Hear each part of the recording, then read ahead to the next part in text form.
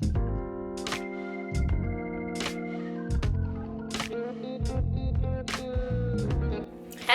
and welcome back to my channel. So today we're talking about shopping hacks that I think will help you a lot to save more money and make your food stretch better. So let's get into it. There you go. If you've clicked here, I'm sure you want to know a few shopping hacks that will save you a bit more money and make your food last longer, which is really crucial in these times, right? Now, I shop on a weekly basis, so I go to the shops every single week. Now, that might be too much for you. Maybe you do it fortnightly, maybe you do it monthly. For that, it's got to be based on what suits your lifestyle. So again, make sure you have a strict budget of how much you can spend. And if you want to know more about how to make a budget and how to kind of put it into percentages, then I do have a video on that and I will link it in the description below. Drop my phone. Okay, we're still good. What is going on with his head? Just stay there. So the first thing you need to know is what kind of shopper you are. If you are an impulse buyer, then maybe going shopping on an empty stomach is not for you. Or maybe going into the store physically is not for you at all.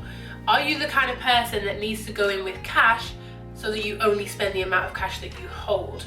You might have heard of the cash envelope system. It didn't work for me, it might work for you. And you can come to this conclusion by just looking at your bank statements. Have you been going over budget on your groceries? And that will give you a very clear picture of what type of buyer you are. So every so often, let's not lie, we all get pulled in by the odd impulse buy. Like a Cadbury's milk chocolate, fruit and nut, But I get swayed by chocolate. Chocolate is my weakness, right? And I'm sure chocolate is a lot of people's weakness, but especially me. Maybe you're the type of person that can go to the store and ignore all these things. That's great, then off to the store you go. But if you're not one of these people, then maybe you want to look at different ways to shop. Maybe you could collect where you order online, or you could schedule it for a delivery. You can quickly see as you're putting things into your basket how much the total is and how much exactly to the penny you are going to spend, right? So it does keep you accountable, and you can always take things out of your basket if it does go over your budget. So the third hack that I have for you is shop around. Now, if you can do the legwork, if you can go to different shops, then you can save a lot of money, especially if those shops offer non-branded goods or cheaper brands, or more the generic brands, if you like. So for example, a bag of flour would be 30p as the brand, or it could be £1.50 if you use one of the branded goods, right? And there's the comparison. So it's a huge saving. So if you can do the legwork and you can shop around, that's always gonna save you a little bit more money. So the fourth hack that I use is meal planning. So make sure that you are factoring in what your family is going to eat for the week. What am I going to eat on Monday night? What am I going to eat for breakfast on Thursday morning? Literally down to each and every meal, so that then gets factored in and you're not thinking, oh, I have nothing to eat, I'm gonna go to the shops again, right? And there's lots and lots of apps that will help you to do this and give you lots of inspiration, or if you want to kind of zhuzh up your meals, if you want to have something a little bit different. And so, Livy's here. Okay, so I'm not sure where I left off, so I'm just going to continue with the multi-buy.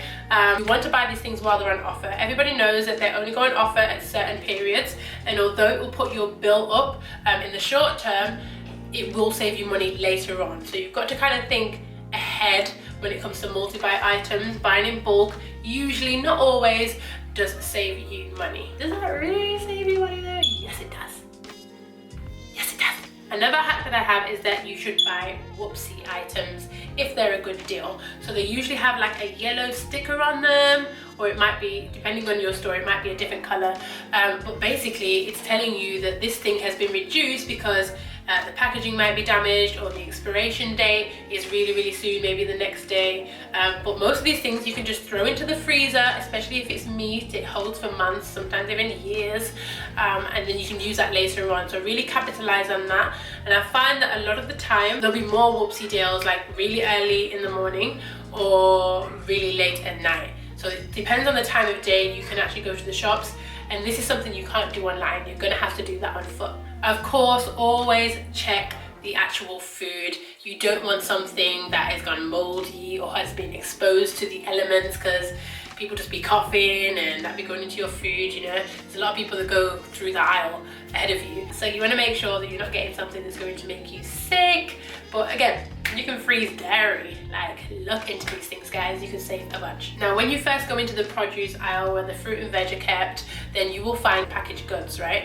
Packaged mushrooms, packaged onions, chopped everything, which is basically for those lazy people, like sometimes myself, that doesn't want to do the chopping. They just want to throw it all in a pan or put it in a slow cooker, right?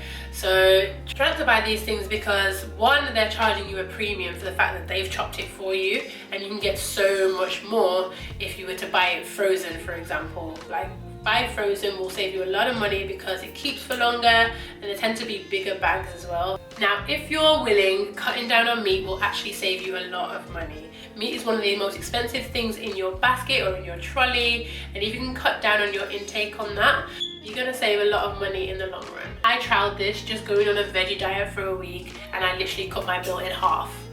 Think about sausages, burgers, meatballs, mincemeat, chicken, beef, like, it depends how you eat, obviously, but you could save a lot of money there. Okay guys, so I hope you found those shopping hacks useful. If you did like that content, then please do give it a thumbs up, and if you'd like to see more of this, then please do let me know in the comments below. Okay guys, until the next one, bye!